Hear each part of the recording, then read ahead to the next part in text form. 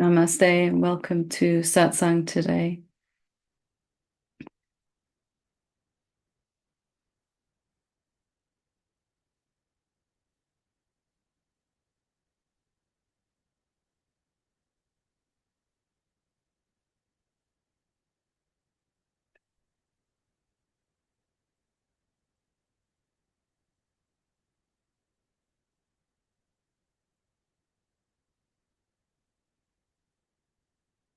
So, as we always begin by just a reminder that Satsang is for the the experiential realization of who we are. So not just a mental or an intellectual understanding, but really for living as this, the truth of who we are. And the truth is that there is only one being, one consciousness, one presence. And that presence is experiencing itself as all these forms. All of creation is this one being in its expression, and coming to know that on a deep experiential level is really the end of suffering and the end of the capacity to suffer as well. So satsang is for the highest human endeavor, beyond anything we could achieve in the world, although that is wonderful. Coming to a place where we live authentically and live free is the most important thing we will ever look at. So we gather together like this in satsang really to encourage each other, to support each other, to share our challenges, to share our insights and our understandings. So with this being the last satsang for a little while, I wanted to catch up on all the questions that are waiting that have been sent in. So I'm going to read these 4 questions and address them, and then I will open it up here for questions live on the session. So let's get started. This first one says, Dear Helen, you said you'd love to hear from me in about a year, so I'm writing to give you an update. I first wrote to you in January 2022, asking for help in dealing with my husband's decline into dementia and death due to Parkinson's disease. Your kind words of encouragement to be authentic gave me peace through all the screaming and crying I needed to do. I again wrote to you in June of 2023 after his death, and you said my connection with my physically departed husband would only deepen. Well, I never would have guessed at that point where I'd be in this moment. It's a very long story with lots of details, but the overview is that I rested in a place of not knowing and let decisions make themselves. I wound up purging my house of all the things I did not want, taking a long road trip with my dog, and returning to live with a man that I have connected with just before I left. He was my best friend's husband, and the 4 of us had been friends for 10 years. Then she died, and my husband died. The idea of us getting together never entered my mind or his, even though one of the main delusions my husband raved about before he died was that I was having sex with him. My husband and I did have a monumental love, but he was unable to see beyond his own needs, which left me wanting for all of our lives together. This, of course, was made possible by my belief that I could not have what I wanted. One example is that he hated the sound of your voice. So whenever I listened to you, it was in secret with headphones on. My new relationship shows me I've changed that deep misbelief. I can have what I want and need. We do a lot of loving and laughing, taking walks and just enjoying sitting together, holding hands and watching the wildlife in the backyard. He's there for me in ways my husband never was. For instance, my husband would get scared and angry when I got sick. I recently had to have a tooth pulled, and my new love couldn't do enough for me. This also shows me that I've let go of my lifelong belief that I'm not being taken care of. I continue to study a course in miracles and listen to you and other non-dual teachers. I know that I have never left the oneness, and this life story of mine is an interesting movie I'm watching, for which I already know the end because I've seen it before. Thank you for your love and wisdom. Thank you for the update. I remember you sending those in, and it's It's good to hear how things have changed for you and how your outer circumstances have changed after looking at the beliefs. I know you were doing some contemplation on those beliefs, and then the outer circumstances can change too, in ways that you just cannot see coming, right? It's surprising and delightful. So thank you for sharing that. This one says, sometimes I'm conflicted with the sense of being in the moment and action taken. Some things are important to address before the sense of not being able to sustain. Some things are important to address because of the sense of not being able to sustain responsibilities. However, I don't want to confuse being in the moment with pure presence, with the action taken of the ego. I have a longing to let things flow and be as they are, but in simultaneously working towards having more free time at home without having interruptions of other bodies, or rather circumstances, which require me to focus more on building income from the computer. How can I stay in the moment while transitioning my form of income from a job to an online modality where I can have more time to focus on only on pure presence without interruption of a sense of taking action to do it? Thank you, enjoy, and peace. How can I stay in the moment while transitioning from one form of income to another without the sense of having to take action to do it? Well, it really comes down to our sense of self, right? Who we think we are when we're watching the body take action, or if we think we're making those decisions and taking action ourselves. So if you can not just stay in the moment, but come to realize you are this moment, it's a very different thing. So right now, if I am someone inside this moment, then I'll have momentary peace, but then I'll have this sense of having to manage my whole existence, and perhaps most especially my income, etc. But again, with some self-inquiry or just looking and seeing, can you actually find someone inside this moment? And maybe you mean also noticing this moment. Maybe you mean being, how do I keep that sense of being this moment? And even that, how do I stay as my real self while I'm trying to manage the work? Even that, is that a problem for you, the real self? Does this moment that you are, does this consciousness, this presence, have to switch between modes? It seems very convincing, right? That I can be the pure presence, I can be this moment, and then I have to go do something and make some income come in. But let's not confuse the body's actions with our being, our essence. Actually, from a deep recognition of who we really are, the body's going to move much more effectively and efficiently because its actions will be coming straight from that emptiness, that presence, that nothingness that we are. Words and actions and thoughts will be coming spontaneously, as they've always been. But we'll be able to be with that consciously. So even now, there's no sense of choosing these words. And even if we think we are, it's really not what's been happening.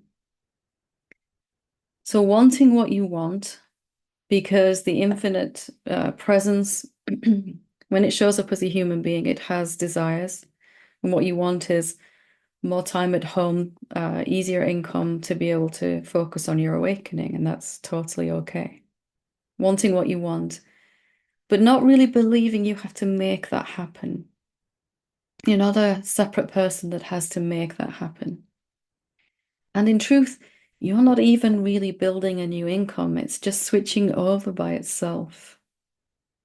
As incredible as that may seem, the recognition of who we are, it's bringing two is more abundance in every form it can. One of those will be financial as well, but also in abundance of time that we want to be able to focus on our awakening. How can you stay in the moment while transitioning from one form of income to another? We wouldn't even try.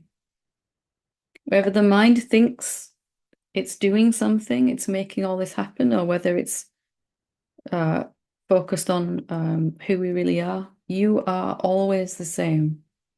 This moment is never changing, no matter what goes on inside it.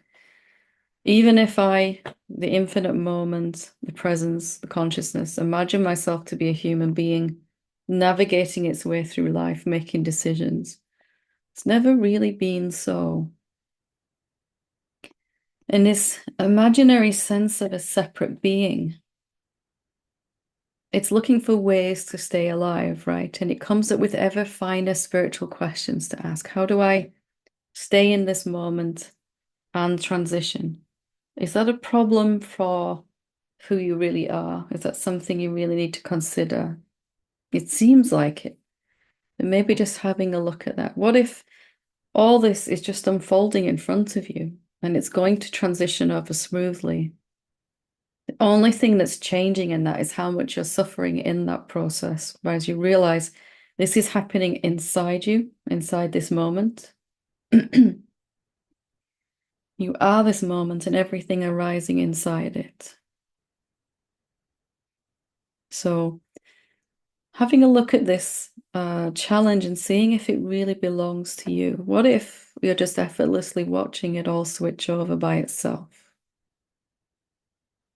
You might find something quite surprising when you look at that. Okay, go to the next one. Hi, dear Helen. Thank you. Thanks for letting me anonymously listen to you teach the truth so beautifully. My question today is, I have a sort of addiction, as there are lots of teachers now online, each having so many videos, of drifting from teacher to teacher and video to video, neglecting meaningful practice. You said in a recent satsang something to the effect of believing you have to go through some kind of fear barrier to awaken is just a belief. Rather, you can see what you already are right now. Could I be stuck, so to speak, believing that I'm trapped in the illusion of mind and that some sort of shift or letting go needs to happen to awaken and enjoy reality? Well, who would that shift happen to? Wouldn't it be to some sense of a separate self? If it was a shift or an epiphany that was to cause awakening, so to speak, could that be from something, it'd have to be something that's already caught in illusion becoming free. So the deepest form of awakening is to see that you're already free and have always been. Right now, if we look at presence or awareness or consciousness, whatever you want to call what is real, formlessness, divinity, it's not caught in illusion. It's already completely free. Awareness is aware, and it can never be unaware. When it takes the shape of a human being and it begins to identify as that human being, it thinks that that's all it is. Then in thought only, on the level of mind only, it's caught. It thinks it's caught. Awareness is free, but then believes itself to be caught in illusion, and then later believes that it freed itself from illusion. Meanwhile, pure awareness before form is always and completely free, can never be otherwise. So, yeah, absolutely. Instead of trying to make some kind of letting go happen or some epiphany or shift, I began to eventually become more interested in what it was that was actually already free right now. As we were just saying with the previous question, there's this moment Awareness itself, consciousness, I'll call it loads of different names. Subjectivity, awakeness, nowness, presence, a sense of being. It cannot ever be caught in illusion. It thinks it is, but it never really is. So if this feels like it's striking a resonance inside a chord, maybe have a look for just gently questioning, what is it about me that's already free? What is it about me that's already completely free and could never be bound? Because the imaginary sense of separate self is going to keep on making problems to solve before it can be free, just to keep itself employed. You know, it's a problem factory and it will go on forever. So, yeah, like we were all stuck for a long time thinking we were the one trapped. What if that's never been true? What if that is the illusion, that I'm the one that has to come out of illusion? What if that is illusion? And the truth is that we're already free right now. Doesn't it make sense then to bring more attention to looking at this that's already free? And if you've, had enough of waiting for a shift or having a shift or some letting go, but still there's suffering going on, perhaps time to have a look at what's already free and enjoying reality, as you said. Definitely you're on the right track. And just to want to know what that is. What is it that's free now? The final one. If you want to ask a question here, feel free to raise your hand. I'll come to you in a minute. I'll take up to 5 questions here online today. Hi, Helen. Thanks so much for your teachings. This call for help is already a tremendous pain, but at the same time, a tremendous relief, because after so much pain and stubbornness and boycotting from my mind, I realized how it's almost impossible to simply ask for help. A big mesh of ideas, thoughts, emotions are running in here, and I don't know how to organize all this in a feeling and a question for contemplation, and I'm tremendously sad and lost. At the same time, that I have a strong belief I don't need anyone's help. I can only do it on my own. I'm alone in this fight, and I have to be strong for me and people around me to protect them or to spare them from any suffering. There's a strong sense of I cannot show my weaknesses. There's also, at the same time, a tremendous lack of confidence that I will not be capable to do it, a doubt in my capacity, a tremendous lack of self-esteem, and a tremendous wish to have someone who could help me. I avoid being completely happy and spontaneous, authentic. I realized recently I don't allow myself to be completely free in my expression. I'm a protected doll with sureness I'm going to get hurt again. If I open this door and these locks to good and beautiful and events, there is the possibility of being completely happy. And that is terrifying because I will certainly lose this happiness and joy I conquer again.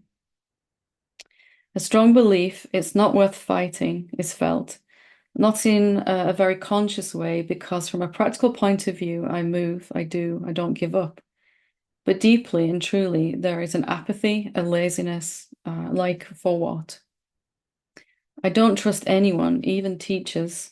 I can only count on myself. And there is a strong feeling that all this is not fair. Hope you can help me. Much love. Well, I want to start by applauding your honesty and your courage, because only when we can really sort of admit where we're at can we actually begin to really move forward. And even to see all these conflicting things going on inside you, something wants to open up, something wants to stay closed, something wants to reach out for help, something else is don't do that, you can't trust people. Can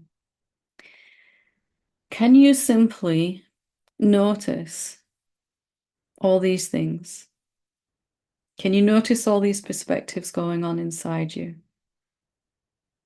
And I don't mean like, oh my God, there's all these things to notice. I mean like, excuse me, can you just notice them without trying to fix them or get rid of them? So some of these perspectives you might like. A part of you that's reaching out for help maybe feels better than the part that wants to stay closed. But what if all of these were just different perspectives of the mind, and you are that which is aware of them? And that might feel like, so what? That's not really that important. It doesn't help me right now. But it's actually the biggest help I could give. Don't try to choose any of these. Normally, what we would do is I want to keep the ones that I like and get rid of the ones that are painful. But just for a moment, and everyone can do this as well, everyone that wants to take part in this. Let's just be aware. Let's just take a moment to be aware.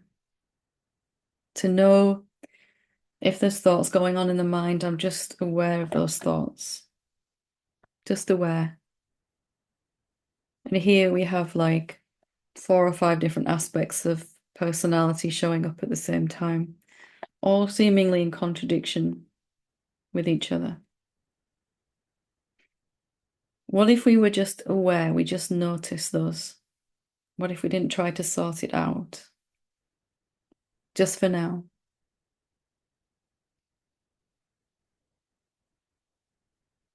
What happens when you just observe, just watch, just be aware?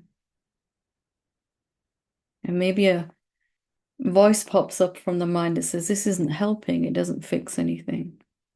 Maybe it does. There is a tremendous help in just being with what is and not believing ourselves to be that which has to sort all of this out. Because that feels impossible, right? There's all these contradictory things going on inside. What if we just stop and let them be for a moment? How does that feel when you do that? How does that feel when you be that, which is just noticing? And maybe some emotions or energy is coming up and something is moving as you're just noticing.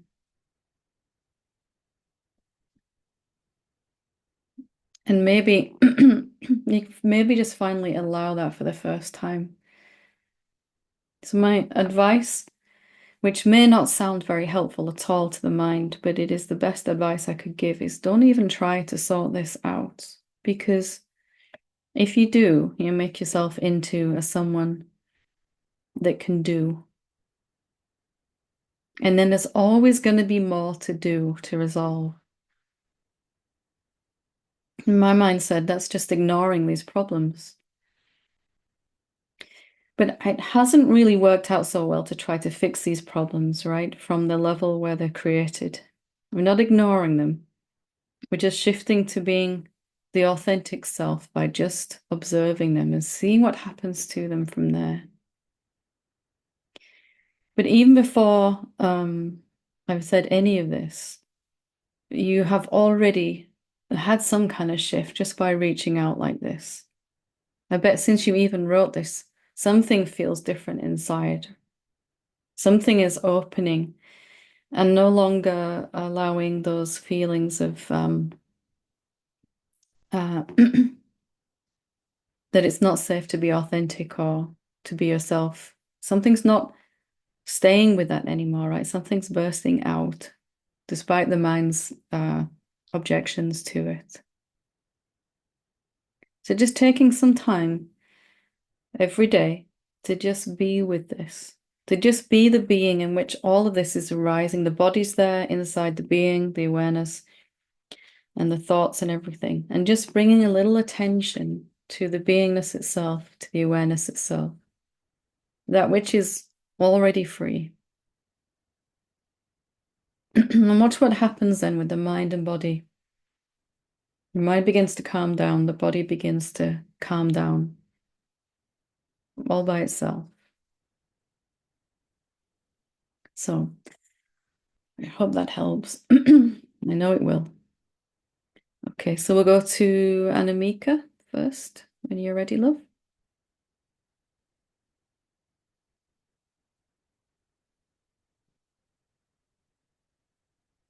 Hi, Helen. Hi. My name's Sophie. Oh, I'm Portugal with Anamika and hi. oh,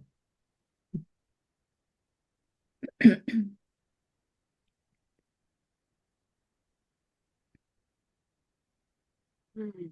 my heart's racing a bit. Take a moment, it's okay.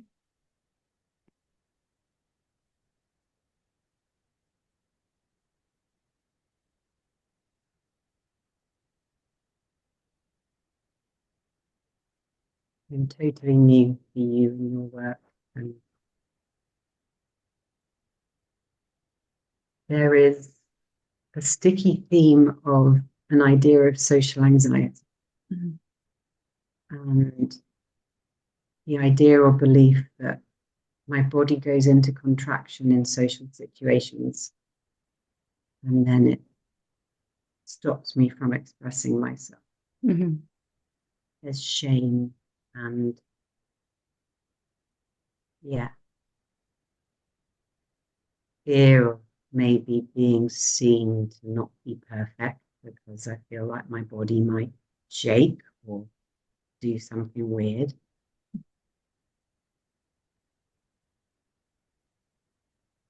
I'm curious what you might have to say about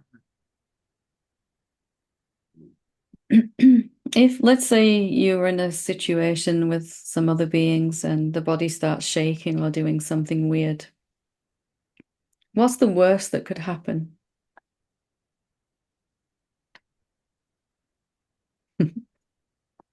Like, what that. does the mind say? Oh my God, if you do that, this will happen.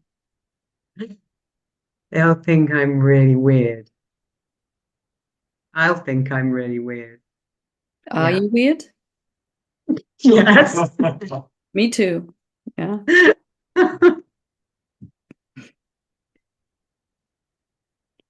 Is it worth losing your freedom or the having some people feel you might be a little weird?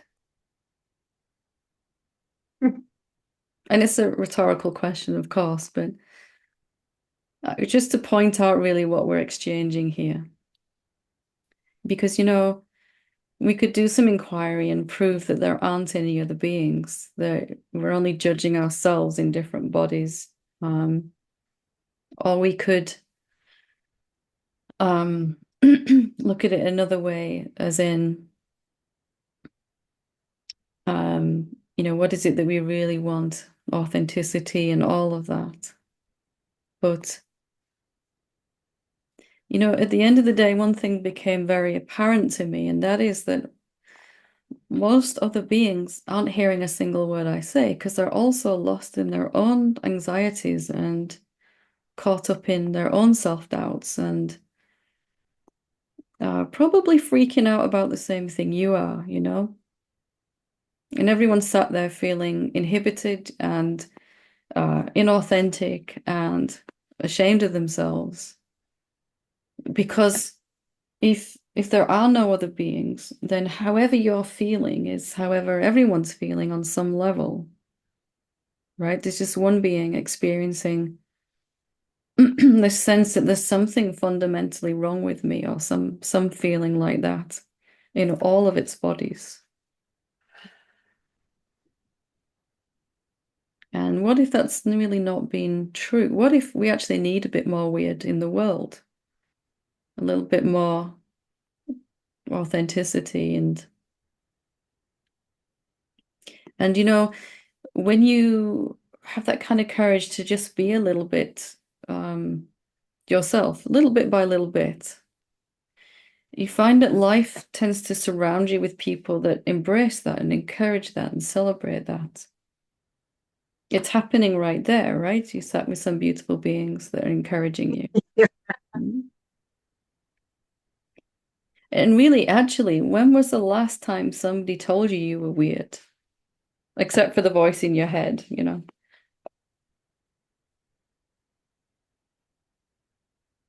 Sometimes, and the thing I'm pointing to here is I actually spent so much time worrying about this. And then I figured in the end, I actually stopped and looked what was actually going on in my life. And I found I was actually surrounded by loving, supportive beings already. Yet my mind hadn't seen this. It was still worrying. What if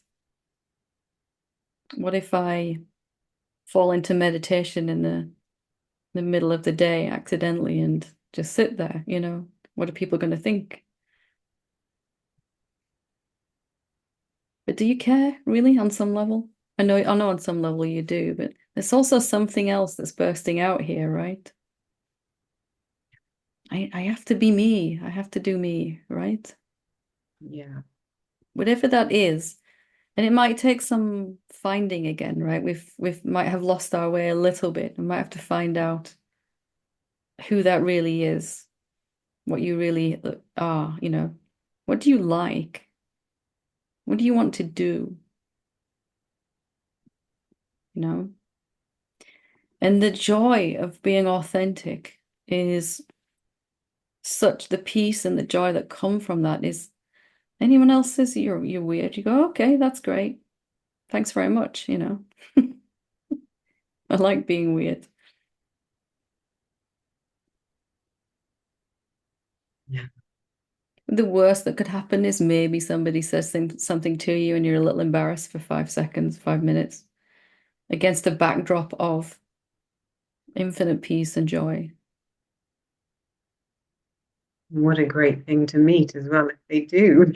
Yeah, okay. I came out of the supermarket one time and I was so blissed out that I was walking towards my car, or what I thought was my car, because there were loads of the same car. You might have heard this story already. And I actually opened the door to get into the car, and it wasn't even my car. And there was this young guy sitting in the back seat, and he was looking at me very like, and he was just about to go, "What are you doing?" And I was like, "Oh, really, really sorry." You know, I was just on autopilot heading to where I thought I'd parked my car. And they were just laughing, and I turned around and walked away and tried to find my car. And it was just amazing to be free of any capacity to be embarrassed by that. In fact, I had a really good laugh, you know. But there was something inside that would have taken that embarrassment if it came anyway, because it's just a fleeting, momentary thing.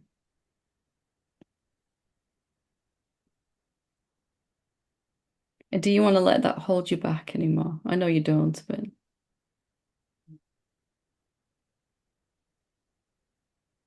And I'm just seeing those judgments I have, people, and I'm just throwing that back at myself. it's all you judging yourself, right? So the moment you stop doing it to yourself, your outer circumstances will really change. But you might find they already are changing.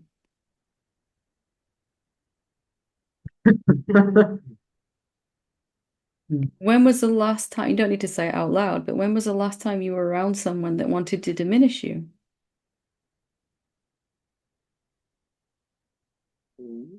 Maybe it's already changing. Maybe life is already supporting you in this decision. You know, if we're a little weird, so be it. Normal isn't really working out for humans as a society anyway, a species, is it? We need to do something different. Yeah. So, And I remember Adashanti saying that his mum used to say, weird is wonderful. yeah, Yeah. I used to really want to be normal, and it's like now it's just all, you know, really quite hilarious. I'm pretty much the weirdest person I know, I think, and I love it. But it was a journey, right? There was a journey of self-acceptance in that. Yeah. I am the way I am, and I won't apologize for it, right? That's where you end up. And I'll celebrate it in everyone else too. Yeah, that childlike innocence, which we keep coming back around to. Yeah, Yeah. absolutely. Thank you so much. We'll be weird together, right? Let's be weird together. All of us. Absolutely. Wonderful. Good to talk to you. Okay, we'll go to Christine. Hey, Helen. Hello. Hi. I just had, I guess I had a question, or maybe just wanted to like bring this up to expose it. So the first question about being stuck, and you made a comment like, questioning what is already free about me. And then in the 90-day challenge with like questioning, my question is also like, where am I? Mhm. And then I listened to your message, and there's conviction in what you're saying with that you don't have any location, and that you are in all bodies and like everywhere. And when I ask where I am, when I question, there is that awareness, there isn't a sense of a boundary, but there also isn't the conviction um that there's everything. So, and there's some doubt lurking Yeah. that that's true. And so I just want to like raise it and get what you. Mm. It's very normal at first. We've been so convinced for a long time, if we're using this question, where am I? I know where I am, so I am here, this. Um, so as we look and see, but I can't find the body's here, but I don't actually know where I am. I'm not an object that can be in one place. I'm not actually a someone. So you see that and you see that, and each time you see it, you're a little bit more convinced than you were last time. And there might be some doubt that arises in that process, that yeah, I'm not fully convinced in my own um experience. And it's only because the way of experiencing yourself is changing over. We spent so long experiencing ourselves as an imaginary separate someone that it takes the repetition just to come to that point of certainty. Because I wanted to know, when I saw the sages and the teachers, they were had this absolute certainty. This is what I am, and I know it. There's no question, no doubt. So I tried to find out what they'd done that gave them that sense of certainty beyond any capacity to doubt who they are. And it was just repetition, looking again and again and again. And in that looking and not finding a someone and finding only some essence that doesn't have a location, it was just becoming more and more powerful. The first time it was like, yeah, well, I can't find where I am. I know I don't have any edges or boundaries because I'm not a thing. So, doesn't fix any of my problems, or I don't feel blissful. But as I kept looking and looking and looking, something really powerful was changing inside. If you look back when you started the inquiry, you probably are more convinced now than you were before you started. Yeah, like I see through the day the question, like the inquiry is just happening.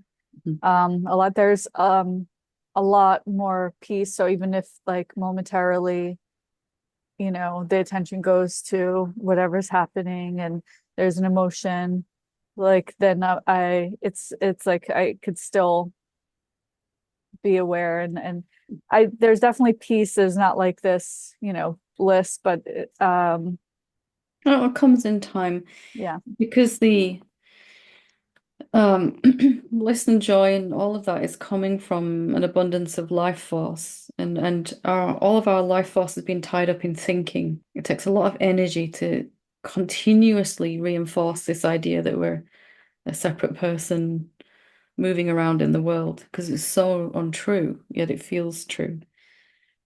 So as you start to really inquire consistently and work with the same question, you start to gain back some of that life force. First, it's just peace and equanimity, Even if the mind's going crazy, you've still kind of got this capacity to just watch it, and there's a little bit of peace. But it will deepen over time into a lot of peace and a deep sense of love and then joy and then bliss and onwards from there. But not doing it for that reason, just doing it because we want to see who we really are. Because it's Yeah. what's true. We might as well know what's true. Yes. Yeah. Thank you. Plus, it's really nice not to be able to suffer, you know? Yeah, no, that's definitely diminished more. Like it has, there's the moments, but it's less and less, and it's more of that doubt or feeling like that full conviction. And that's what tripped me up. Also, not me, but Yeah. when I was with Moody, I've had many clear seeings, like over time, and then it's just like this doubt lingers. Like, is that it? And so like it's coming up again, which I guess I just had to your point. It's What does the doubt say? What does it say? like I don't know for sure. I don't know. You don't know Like where you if for are, or example, I know that I'm this presence, this space. It's I see my body doing things, even recognize throughout the day that whatever needs to be done is being done, and without like effort of me thinking or having to do it. That's clear. I've had these glimpses of when I was asking on the train yesterday, like the train's moving, but presence was not moving. yeah. Everything is moving through it. I've had few things like that happen, and there's no doubt in that. It's more of like maybe it's around and I know that also what I am is already free. Like there is no anger, like without thought, without telling myself something, that part is free. It was more like when I asked, like, am I in that like conviction of that, like that there is no boundary and that this is all there is no separate being. Like there's the glimpses of that knowing, but not that conviction. You can also speed it up in a way by exploring that. When you find that formless consciousness, just exploring, can it have an edge? Can it stop? Like really, and can it be divided into parts? Are there lots of separate beings?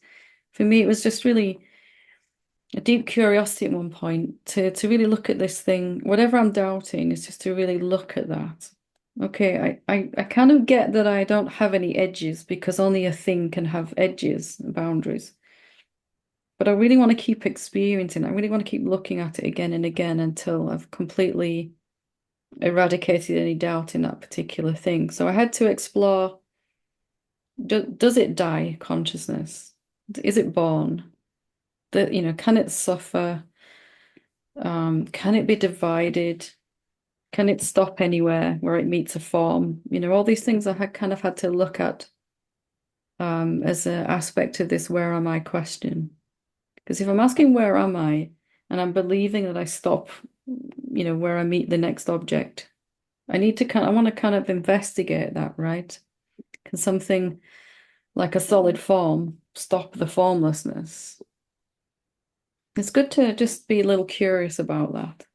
Mm-hmm. And it's naturally going to happen anyway, just encouraging and working with that. That's all the sages have done, is to look at this again and again. And mind will always feel like you can't really ever find this stuff out, but you can. You are the source of the mind. Thank you. It's very, very normal, and just using those doubts to kind of further your seeing. Yeah, wonderful. Thank you. Thank you. Saima, and then we'll go to James after before we finish. Hi, love. I was wondering if you could help me look at something that has come up twice today. And on one hand, I'm grateful that the question, what is looking, has kind of like set itself. I don't know another way to put it. It's like it comes back to me, especially in extreme situations when I feel very happy. It graduates itself to what is looking at this. Or if I'm feeling the other extreme, it tips over to what is looking at this. But at the same time, there's a situation that's been coming back up, and that's a personal experience. The last time I was in my home country, I was sort of at odds with the culture so much that my parents were very afraid, one of them being very religious and thinking maybe they could pray out this whatever thing that was going on, which at the time for me was a lot of yoga and the Tao and all of that. I'd been away for a long time. That when I came back completely drunk with this newfound joy in this thing that I couldn't quite understand, but I couldn't get enough of. Mm-hmm. And the contrast from who left, the person that left, and the person that came back really stirred up a lot of resistance. And to a point where my mother was saying, after they caught me and put me away and all these things and a lot of pain, and that if I had died, they would have felt like they did the best that they could to save me. And it was quite a painful experience. And by the same time, for the first time, I remember watching us as a family, the siblings and my parents, and thinking we've played this role over and over and over again. Mm-hmm. It's just right now, the stakes are really high and it's unescapable. It's the first time it's like presenting itself to be seen at a level that I could see it. And now you could see it, right, from where you were looking. Yeah, was the yeah, video. Yeah. yeah. And every time I talk about it, I relive it. Like the body relives it, that relives that experience. And today, for As in some what, some reason, fear, or what is it that it feels? oh, I think I will never, I'll always stand out in a not so good way and be in danger. Yeah. Because I failed at blending in, or I failed at something. Mm-hmm. For most of us, there's some sense inside that, as we were talking about earlier, being authentically yourself is not such a good idea. Of course, we want it because that is awakening, being authentic, but also we don't want it as well. There's underneath, there's a sense that it's really not a good idea, it's not safe. And it's really coming from that fragment of our separate sense of self, right? That's going, this awakening thing, it's okay, but it's gone a bit too far now. You should really, stop it now, and just be normal or something. And it feels enough of the sense of separation has dissolved for awakening to really deepen, but what is left is kind of freaking out on some level. And that reflects as our outer experience as people freaked out by our, reflecting that back to us, that sense of judging ourselves, all of that. And the tendency is to want to diminish ourselves or try to be smaller or hide or something so that we feel safer. But really, this experience keeps coming back because it's something really to show you there, right? Something to really tell you still. What do you think that is? Can you get a sense of what it is that it's trying to tell you?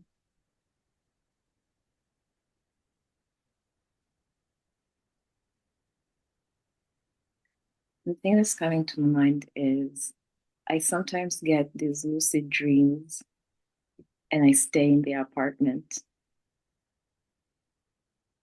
And it's only after that I ask myself, why didn't I explore outside? It's almost like there's a knowledge of something bigger and also keeping yourself back. So taking this awakening to its fullest thing, instead of, sometimes the mind freaks out halfway because it feels like I'm becoming more authentic, I'm becoming more myself. But it hasn't fully seen that there aren't any other beings there. So there's still a sense of lack of safety. And again, like you say, not exploring it all. So maybe just sitting with the question, what if there is only me? What if my experience is only of myself everywhere I go? Even my parents, even my siblings, even my children. And that kind of experience of rejection that's coming, or criticism or judgment, can that still remain if I'm not seeing those beings as separate to me? Because for a little while it seemed like I was going to keep getting more and more different and changing more, and it would be more and more noticeable. And how was I going to navigate that? If I have to go see my family and all of that.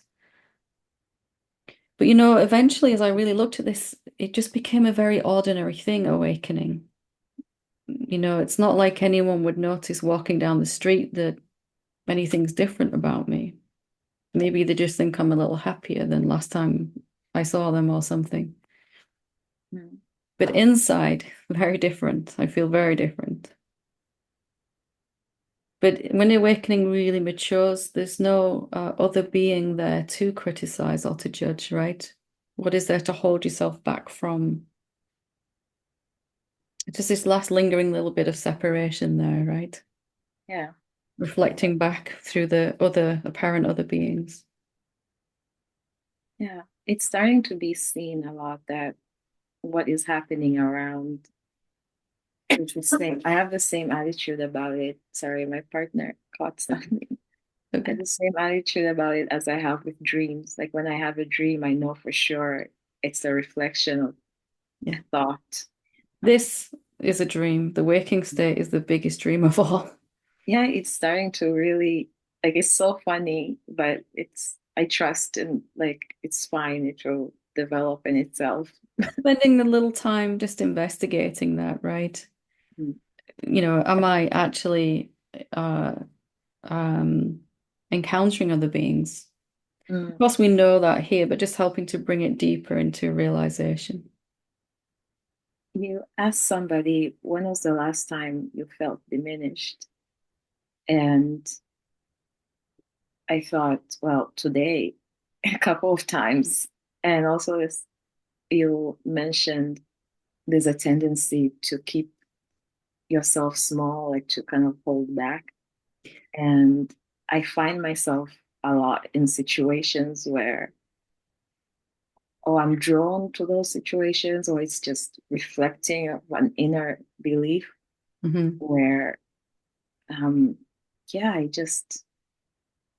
it's like people talking to me from up here, kind of thing. Like that's how it. Only to push you this little last step, right? To really see there's no one else out there. Mm. There's no one else out there, right? So just nudging you a little bit of a squeeze, just to kind of push that last little bit of seeing. I Wonderful. wish I wish I could. Oh, it's happening. You can't stop it. You can't stop it. We're just working with what's consciously happening anyway. The one being, when it wants to recognize itself, nothing's going to stop it. It's only how much we resist that process that can change. I have so many questions before, but right now it just feels, yeah. Wonderful. Just sitting with that inquiry and just when you're with those other beings or even thinking about them or when you're out and about, just gently inside, walking down the street, seeing these other bodies, they're just walking around inside you. Everything's just moving around inside you.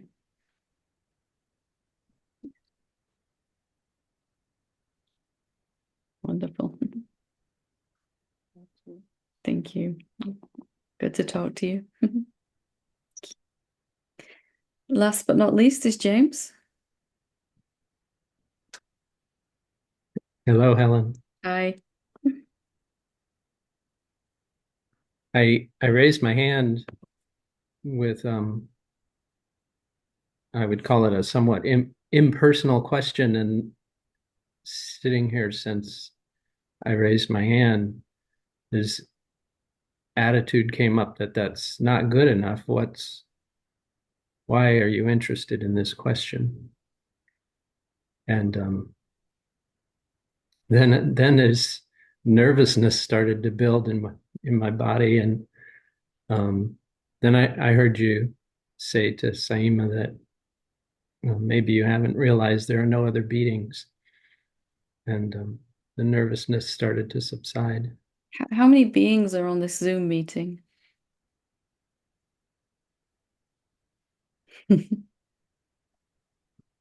And right now, you're only talking to yourself, right? Using these two bodies to have a conversation with yourself. Right. And that's totally different, right? It's totally different. And maybe, whatever it is that the question originally was, maybe it's still there, maybe it's not. But what is it like if you don't judge yourself for whatever the question is? Yeah, I don't feel judgment.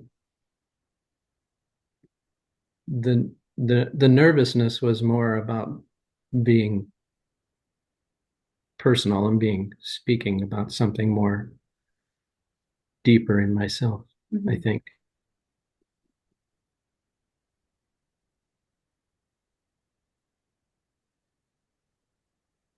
So the impersonal question was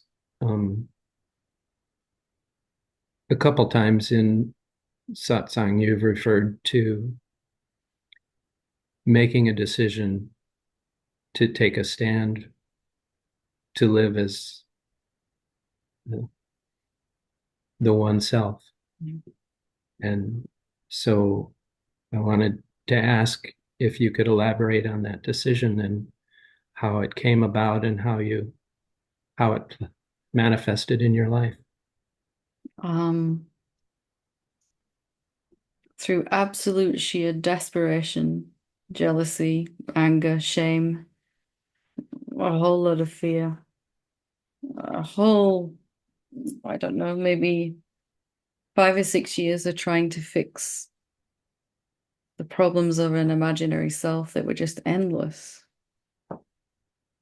And I seen that the more I tried to fix that, the more, and they were all awakening problems. They were all spiritual problems by this point,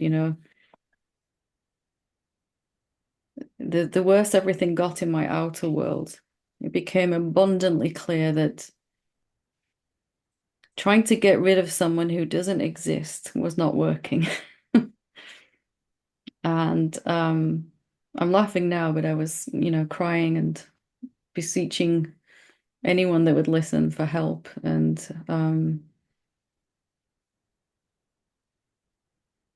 I finally one day came to this understanding that nothing is going to change for me until I actually be myself. I was waiting to be myself until everything changed. Like when my bank account is how it's supposed to be, when my relationships are the right way around again, not upside down, when I'm feeling peace and joy all the time, when the cat likes me, when I can pay my bills, when the landlord is nice to me, then and only then will I stand as the self. That will be the evidence out there. And we all have our own list of that, right? When everything looks this certain way, then and only then will I know I am the self. I can stand that as that then, the infinite self. It became abundantly clear that that was never going to work, ever, because outside and inside are the same. If I'm starting from the idea that I'm not already free, my outer world has to keep screaming back at me that reflection. Still more work to do, still more work to do. So finally, in desperation, okay, I'm not going to let anything phenomenal define who I think I am. Even if my whole life goes up in flames, which it pretty much was at that point, I'm going to just not let anything define who I am other than my own knowing.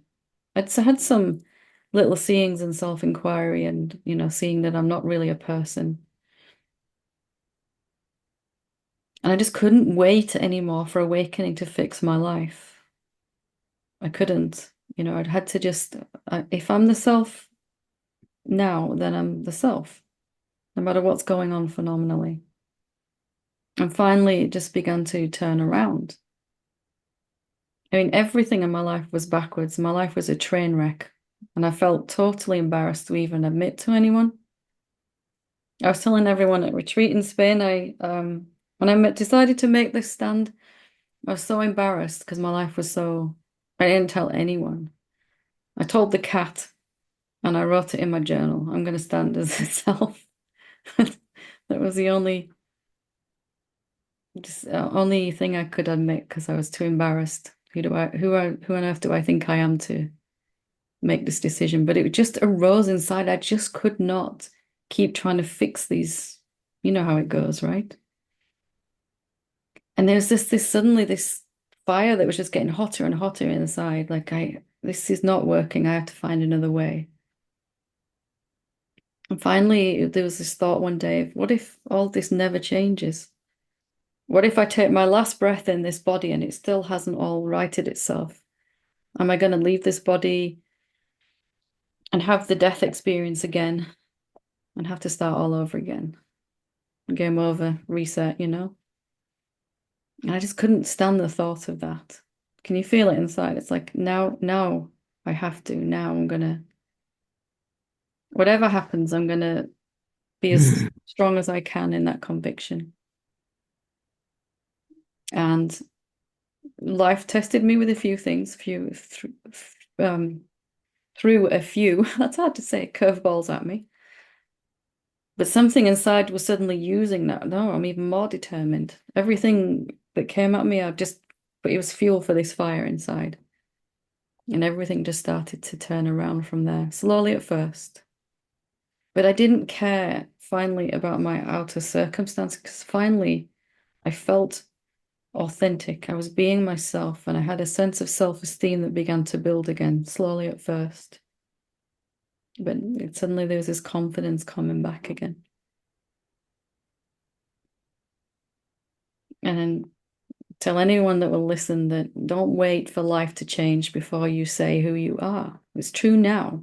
Whether you admit it now or in 1,000 years in a different body, it's still going to be true. You can never have the peace, love, and joy and the abundance that we want while we're starting from the idea that it's, still got some work to do before I'm free. You can see it, right? They're caught in that loop. It's going to go on forever like that.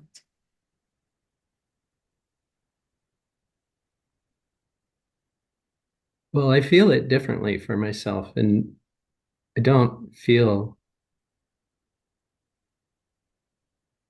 I don't feel that there are problems in Not my life. outside, maybe inside.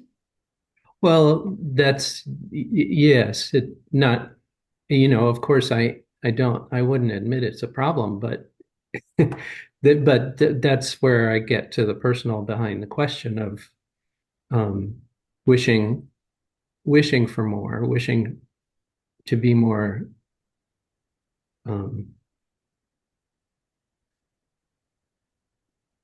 to be deeper in the understanding and to be more reliable in it. What if But yeah, what if you can't achieve that? What if instead you just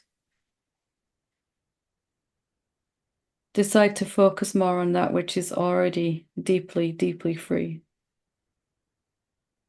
yeah, I think I heard that in your response earlier today. Because these seem like noble things to quest towards. I'd like to be deeper in this. But eventually, even that smells a little bit of separation, right? It's like, I don't know if I can really ever achieve that if I'm already completely free. Right. That's what's just starting to arise now inside, right? Some sense of I can keep following this, or I can actually just go deeply to the root of what I already am. Even that sounds like A little bit too much work. right. Yes. Right. Yeah, it's just the best words I can put to it right now, but you get a sense of it, yeah. Right. And then the mind and body just keep deepening on their own. This truth that you already are just is able to express itself more and more each day, a little bit more through the body and mind and through your life as your life then. But it's just something else that's happening. It's not something you're working towards. You're just watching it unfold. Hmm.